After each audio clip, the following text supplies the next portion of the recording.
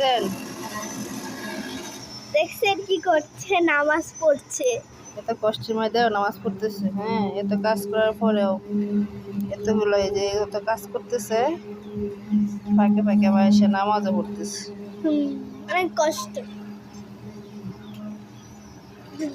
কত দুপুরের কষ্ট। নামাজ। আজকে আমি যাবো সুইমিং পুলে। ইয়ে!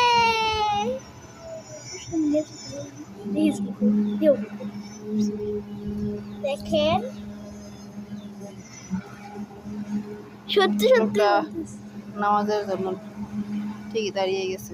এই কষ্টের মধ্যে, বৃষ্টির মধ্যে, রোদের মধ্যে, তাই না? এখনো বৃষ্টি পড়তেছে, তাও নামাজ পড়তেছে।